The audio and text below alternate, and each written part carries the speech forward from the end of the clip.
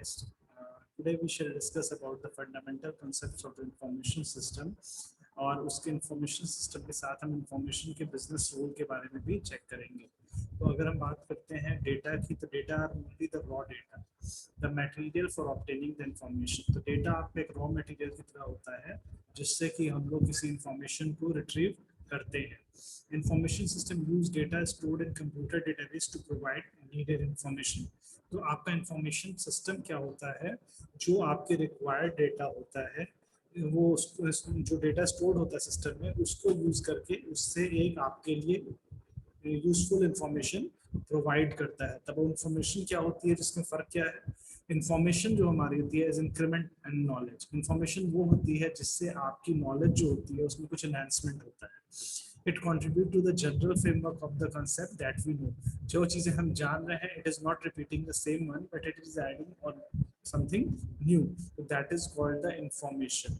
Information relies on the context and the recipient general knowledge for its significance.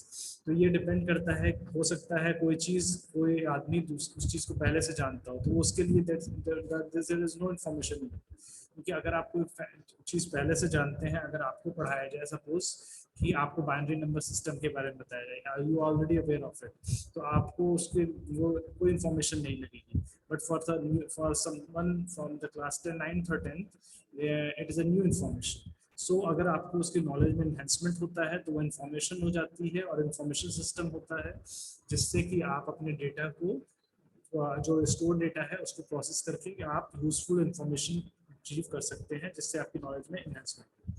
The information system capture data from the organization and its environment.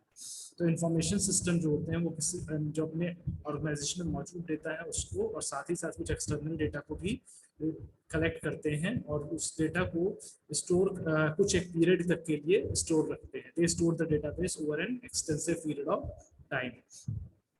When specific information is needed, the appropriate data item are manipulated as necessary and the user receive the resulting information. जैसे कोई user ने कोई query की, कोई particular requirement की, तो आपका क्या होता है, जो भी नेसेसरी डेटा होता है वो उस फॉर्मेट में फॉर्मेटाइज्ड होकर के इंफॉर्मेशन सिस्टम आपके सामने प्रोड्यूस कर देता है। So depending upon the type of information system, information output may take the form of the query response. ये आपके लिए किसी क्वेश्चन आंसर की तरह आपकी जो क्वेश्चन है उसको आंसर भी प्रोवाइड कर सकता है, ये आपका डिसीजन में है भी हेल्प कर सकता है, ये आपका एक्सपर्ट सिस्टम की तरह भी काम कर सकता है, और ये आपका रिपोर्ट जनरेशन टूल की तरह भी इंफॉर्मेशन सिस्टम को यूज किया जा सकता है। तो इंफॉर्मेशन सिस्टम जो relies on the procedure for collecting, storing and manipulating. Data को स्टोर करना, उसको कलेक्ट करना, उसको मॉडिफाई करना, और जो डेटा हमको इस तरह से अरेंज करना कि हम उससे एक प्रॉपर इंफॉर्मेशन को गैदर कर सकें, ये सारे काम हमारे इंफॉर्मेशन सिस्टम के होते हैं। तो जो सारे इंफॉर्मेशन सिस्टम जो होते हैं आजकल इसी बेस पे काम किए जा रहे हैं कि उससे हम ज़्यादा यूजफुल इंफॉर्मेशन gather कर सके। They are not just the storing device, but we are enabling them to provide useful information.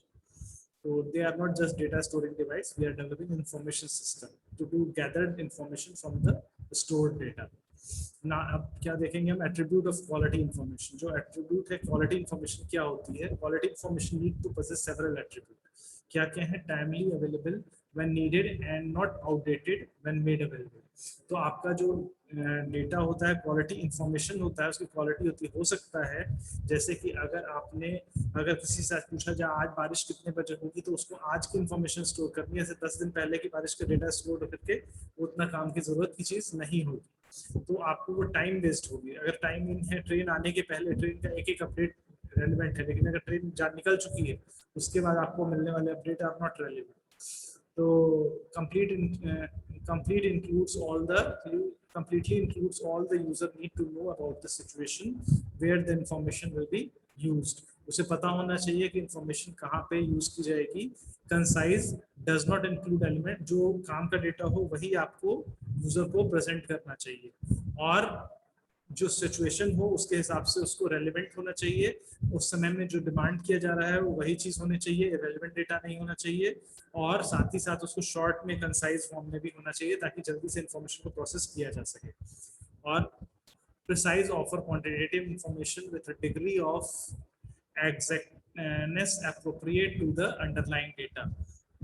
और उसको एक्यूरेट भी होना चाहिए कि आपका जितना रिक्वायरमेंट हो उसके हिसाब से हो। अगर किसी के परसेंटेज कैलकुलेट करने हैं तो नियर बाय नहीं करना चाहिए, उसे एग्जैक्टली उस परसेंटेज को बता देना चाहिए कि 95.56 या ऐसे कुछ एग्जैक्ट बताना चाहिए जितने डिफाइंड बिट्स हैं।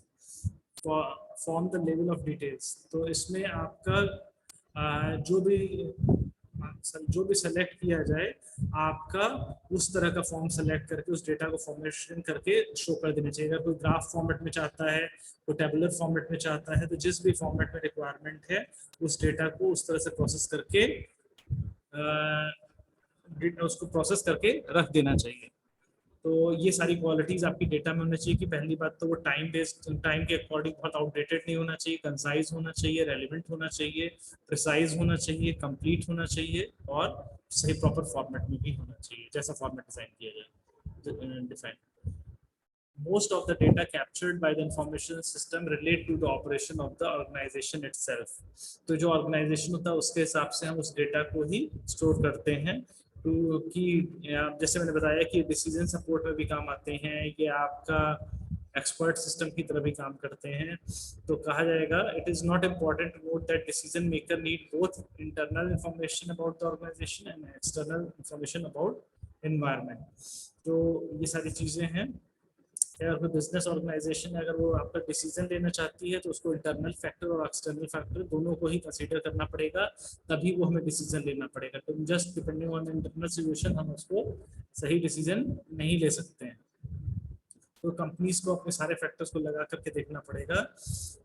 जब हम एनवायरनमेंट की बात करते हैं तो environment is represented by the number of group that affect the company's ability to achieve its objective. किसी कंपनी के ऑब्जेक्टिव को हासिल करने में केवल कंपनी के इंटरनल फैक्टर्स नहीं मैटर करते हैं, there are some external factor also which may are responsible for deciding the company's company ability to achieve. जैसे कोरोना एक आपका एक्सटर्नल फैक्टर था, तो इस तरह से सच ग्रुप्स, लेकिन बाकी अलग फैक्टर्स भी होते हैं, स्टेक होल्डर मार्केट्स होते हैं।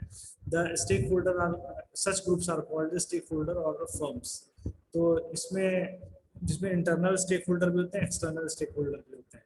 तो अगर कुछ कंपनी मिलकर जैसे काम करती हैं तो आपका मारुति सुजुकी, जैसे मारुति और सुजुकी जापान की कंपनी है, मारुति इंडियन कंपनी है, तो वो अपने दोनों एक दूसरे के बेसिस पे करते हैं। अगर सुजुकी ने कोई टेक्नोलॉजी ट्रांसफर लेटेस्ट की है तो फिर मारुति भी उसके साथ शेयर करके आगे बढ़ती है। तो अब आपका सिस्टम क्या होता है इसके ऊपर आते हैं।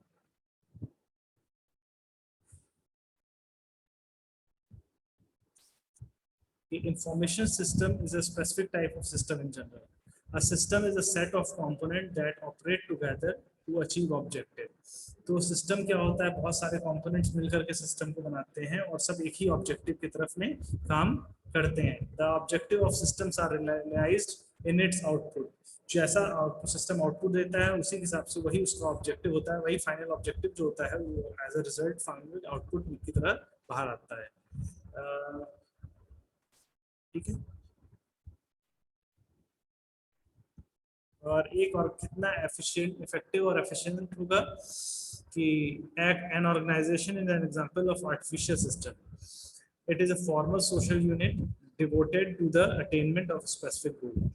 तो इसमें आपका होता है कोई ऑर्गेनाइजेशन होता है, किसी पर्टिकुलर ऑब्जेक्टिव को भी लेके बनाया गया होता है, तो उसको उसके हिसाब से ऑर्गेनाइज भी करना होता है।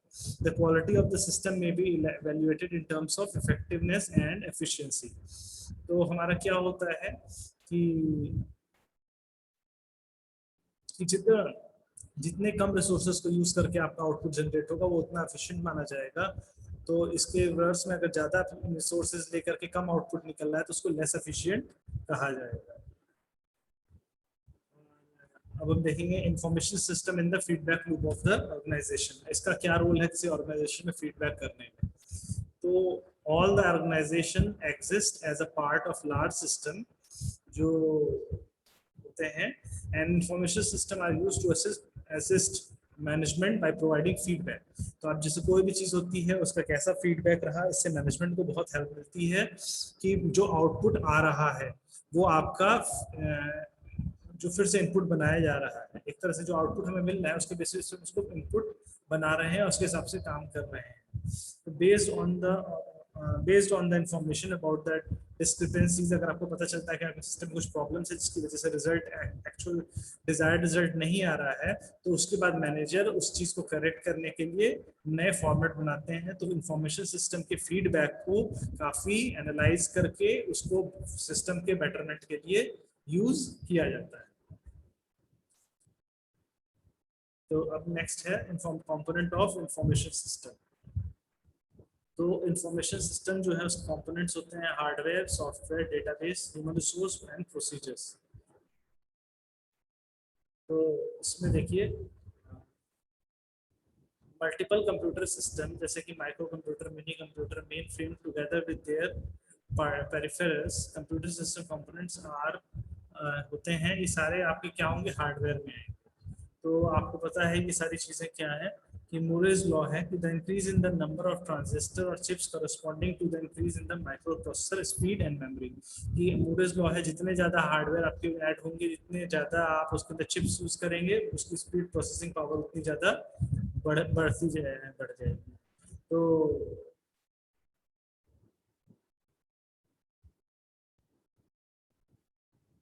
ठीक है, अब हम देखते हैं सॉफ्टवेयर क्या होता है। जो आपका मेमोरी कंपाइलर वगैरह सब हार्डवेयर में सब सॉफ्टवेयर पे आते हैं। तो सॉफ्टवेयर होते हैं वो दो क्लास में होते हैं, सिस्टम सॉफ्टवेयर और एप्लीकेशन सॉफ्टवेयर।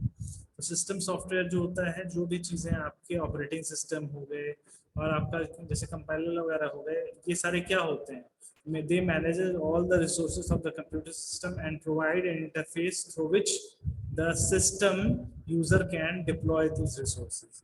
तो ये आपके जिसके थ्रू आप रिसोर्सेज डिप्लॉय कर सकते हैं, ये सारा आपका क्या कहलाते हैं, सिस्टम सॉफ्टवेयर। अब इसके बाद application software. Application software are the program that directly assist end user in doing their work. They are purchased as a ready-to-use package. Application software directly assist the end user in doing their work. तो application software आप लोग बहुत अच्छे से जानते हैं, सारे application Acrobat Reader हो गया, MS Word या आपका और भी बहुत स्टोरेज के डिवाइसेस हैं, अलग चीज़ें हैं, कैमराज हैं। तो ये सब आपके एप्लीकेशन हैं, व्हाट्सएप, फेसबुक, सब एप्लीकेशन ही हैं एक तरह के, जो कि आपके यूज़र को हेल्प प्रोवाइड करते हैं, किसी दूसरे सिस्टम के सपोर्ट से रन करते हैं। अब नेक्स्ट डेटाबेस। तो database are organised collection of inter related data used by application. जो भी data application system software use करते हैं, उसके डेटा को ऑर्गेनाइज करने में, रिलेट करने में आपका डेटाबेस का यूज होता है, और इसको जो मैनेज करता है उसको डेटाबेस मैनेजमेंट सिस्टम कहते हैं। Next, telecommunication. Telecommunication are the mean of electronic transmission of the information over the distance. Today's computer system are usually interconnected होते हैं, और आप लोग जानते हैं कि सब कुछ आजकल इंटरनेट से जुड़ा हुआ है। तो इंटरकनेक्शन, उसका आपस में कनेक्शन या उसका इंटरनेट से connection is very important thing. तो ये भी एक इंफॉर्मेशन सिस्टम का एक कंपोनेंट होगा। अब इसमें आप लोग जो यूज करते हैं टेलीकम्युनिकेशन में, क्या क्या यूज करते हैं, लोकल एरिया नेटवर्क हो गया, mainframe computer as the top, जो बहुत सारे कंप्यूटर को आपस में कनेक्ट करके एक मेन फ्रेम से कनेक्ट करते हैं, और बहुत सारे मिनी कंप्यूटर जो होते हैं, पावरफुल माइक्रो कंप्यूटर जो हम मिडिल लेवल पे उनको ऑर्गेनाइज या मैनेज करने के लिए यूज होते हैं। हैंड यूजर हमारा थर्ड टायर पे होता है। तो इस तरह से हमारा टेक्चर होता है। ये मैंने आपको बता दिया। अब ठीक है, तो आप उसके अंदर डाउन साइज क्या होता है, user micro computer share more powerful machine. और उसके बाद each server is dedicated to particular task. हर सर्वर का अपना एक काम होता है और एक सर्टेन सर्विस होती है। On private, the client machine provide the user interface that make it easy to us the facilities of the network. Software जो होता है क्लाइंट पे कॉल पे क्या करता है, सर्वर पे रिक्वेस्ट भेजता है और वहां से आने वाले जो इन्फॉर्मेशन को रिट्रीव करता है और सिस्टम पे भेज देता है। तो ये आपका हो गया मेन कंपोनेंट। अब हम लोग देखते हैं इसमें और क्या चीजें हैं।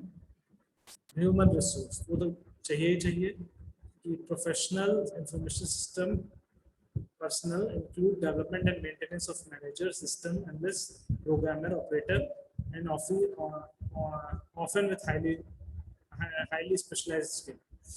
तो इसमें आपको बहुत सारे लोग इंटेलेक्चुअल लोग होते हैं जो मैनेजर लेवल पे या यूजर लेवल पे या क्लाइंट लेवल पे जुड़े, प्रोग्रामर लेवल पे जुड़े रहते हैं। तो एंड यूजर वो लोग होते हैं जो फाइनली इंफॉर्मेशन सिस्टम को के आउटपुट को यूज करते हैं, और जो कि सभी लोग मैक्सिमम लोग इसी कैटेगरी में जाते हैं। तो ओके, ठीक है। और इसका procedure are the policies and method to be followed in using and operating and maintaining of an operating information system. तो हर ऑपरेशन इंफॉर्मेशन सिस्टम का कुछ पॉलिसीज रूल्स होती हैं जिसके अकॉर्डिंगली आप चल करके ही आप डिजायर्ड इंफॉर्मेशन को गैदर कर सकते हैं। कुछ डेटा को आप उसी के बेस पे रिट्रीव कर सकते हैं या डाउनलोड कर सकते हैं। अब type of information system, information system के टाइप में हमारे पास क्या है, बहुत सारी चीजें हैं। Transaction processing system, management process reporting system, decision support system, executive information system, office information system and professional support system. तो इसमें आप वन बाय वन देखेंगे क्या होते हैं।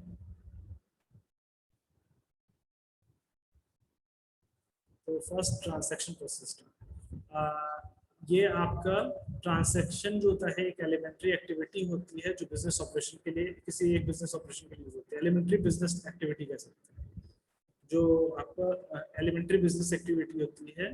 तो या ये सिंगल मोड में भी काम कर सकता है या एक सिंगल एक ट्रांजैक्शन प्रोसेसिंग का आप यूज कर सकते हैं। तो इसके अंदर क्या होता है, ट्रांजैक्शन प्रोसेसिंग सिस्टम जो होता है मोस्टली ऑनलाइन मोड में काम करता है। तो और इसके बाद होता है मैनेजमेंट और रिपोर्टिंग सिस्टम। तो मैनेजर क्या होता है, तरह तरह की रिपोर्ट को मैनेजर जो रिसीव परफॉर्मेंस रिपोर्ट चेक करता है और स्पेसिफिक एरिया जो अलग अलग रिस्पॉन्सिबिलिटी से आते हैं। तो जो ये इंफॉर्मेशन होती है वो इंटरनल इंफॉर्मेशन ज़्यादा देती है other than the corporate boundary, जो बाउंड्री के बाहर उसको ज़्यादा रिपोर्ट नहीं करती है। तो ये हम रिपोर्ट जो बनती है वो पास्ट और प्रेजेंट को मिला करके बनती है, लेकिन ना कि फ्यूचर को फोकस करके बनाई जाती है। तो in order to prevent information overload, manager may resort to using demand or exception report. So demand report are requested when needed, or exception report are produced only when clear established out of bound condition occur and contain only the information regarding these condition. तो इसमें क्या होता है कि exception, तो peer establish करता है कि इसमें आउट ऑफ बाउंड इंफॉर्मेशन होती है और उसी कंडीशन के अंदर में इंफॉर्मेशन रखा जाता है। फिर डिसीजन सपोर्ट सिस्टम, तो डिसीजन सपोर्ट सिस्टम आप लोग जानते ही हैं कि किसी एक सेशन में आपको हेल्प करता है। तो एक यूजर से करता है, facilitate dialogue between the user, दो यूजर्स के बीच में बात करता है। और जो कुछ अल्टरनेट ऑप्शन मिल रहे हैं, तो सिस्टम क्या करता है, provide built in model and access to database. तो इसमें DSS database are often extract from the general database of the enterprise or from the external। तो ये उनमें से पुराने जो डेटा स्टोर्ड हैं उनको मिला करके उससे बेस पे डिसीजन लेता है। तो इसको डिसीजन सपोर्ट सिस्टम कहते हैं। अब ये है एक्सपर्ट इंफॉर्मेशन सिस्टम। तो इसमें क्या होता है, मॉनिटर द परफॉर्मेंस चेक करता है और बिजनेस अपने आसपास के एनवायरनमेंट को भी चेक करता है और दोनों को देखता है, मतलब अपने इंटरनल को भी देखता है, एनवायरनमेंट को भी देखता है। और फिर जो कंपनी के फ्यूचर के डायरेक्टिव डायरेक्शन को डिसाइड करता है, क्योंकि एक्सपर्ट एग्जीक्यूटिव सिस्टम है। तो एक हो गया ऑपरेशन ऑफिस इंफॉर्मेशन सिस्टम। तो ये तो आप लोग जानते हैं कि सारे डॉक्यूमेंट्स को मैनेज करने के काम में आता है कि वो डिजिटल फॉर्मेट में मैनेज करे और जितने भी मेल जाते हैं, मैसेजेस जाते हैं, उनका रिकॉर्ड मेंटेन करे। और मीटिंग को ऑर्गेनाइज करना, कॉन्फ्रेंस ऑर्गेनाइज करना भी इस सिस्टम का काम है। तो ये इंटरनेट के through online meeting, online video call, ये सब मीटिंग और ये सब चीज़ें ऑर्गेनाइज करता है। तो ऑफिस इंफॉर्मेशन सिस्टम और क्या करता है, टास्क ओरिएंटेड टीम बनाता है through the use of group web. तो ये आपका हो गया supporting manager with information system. तो इसमें सपोर्टिंग मैनेजर कौन कौन से होते हैं ये देखें। The variety of information system support manager, जो मैनेजर को सपोर्ट कर as they play the interpersonal informational and decisional role, ये हेल्प प्रोवाइड कर सकते हैं, ये पूरा इनके ऊपर रिलाई आप नहीं कर सकते। The three management oriented type of system, management information system, reporting system, decision support system और एग्जीक्यूटिव इंफॉर्मेशन सिस्टम, ये डिफरेंट काइंड ऑफ सपोर्ट तीनों लेवल प्रोवाइड करते हैं। कैसा, एक तो स्ट्रेटजिक होता है, टैक्टिकल, ऑपरेशनल। तो मैनेजर इसमें क्या क्या करता है, तो प्लानिंग करता है गोल स्टैब्लिश करने के लिए and selecting the action needed to achieve them over a specific time. तो एक एक्शन उनके ऊपर लेने काम करता है कि वो चीजें समय रहते कंट्रोल की जा सके। जैसे कोरोना के पिछले डेटा को देख करके सबको एक्सपीरियंस था कि बिगड़ जाएगा, या फॉरेन कंट्री इन्वायरमेंट जो है यूरोप में बहुत बुरा हालत देख करके सब लोग क्या कर सकते थे, प्लानिंग स्टैब्लिश कर सकते हैं थे कि मतलब आगे कैसे डील करना है। Controlling measuring performance against the planned objective, तो इसमें leadership including the people in the organisation to contribute its goal, तो ये इसमें भी हेल्प करता है। Organising, establishing and staffing an organisational structure for performing business activity, तो बिजनेस और एक्टिविटी इसमें वीडियो कॉल, वीडियो कॉन्फ्रेंस, ये सब चीज़ करने में भी आपका इंफॉर्मेशन सिस्टम आपको हेल्प प्रोवाइड कर सकता है। कैसे हो सकता है, तो मैनेजर एक्टिविटी जो है उसके भी 10 रोल्स में डिवाइडेड है। Interpersonal role, informational role, decisional role, तो ये सारी चीजें हैं। तो objective of 3 level of corporate management are operation management, तो जहाँ सारे ऑपरेशन को मैनेज कर perform the supervisor of smaller work होता है, और इसमें बजट के साथ काम किया जाता है। टेक्निकल होता है कि perform by middle manager responsible for acquisition and allocation of resources for project according to technical plan. जो और स्ट्रेटजिक मैनेजमेंट होता है carried out by the top corporative executive and corporate board responsible for setting and monitoring the long term direction of the firm for 3 और more year होता है। Technical तो आपका जो होता है 1-2 साल के लिए होता है, मैनेजमेंट सेट होता है। ये जो स्ट्रेटजिक होता है वो आपका 3 या 3 से ज़्यादा साल के लिए तय होता है। तो इस तरह से ये था एक बेसिक इंफॉर्मेशन सिस्टम के बारे में बेसिक।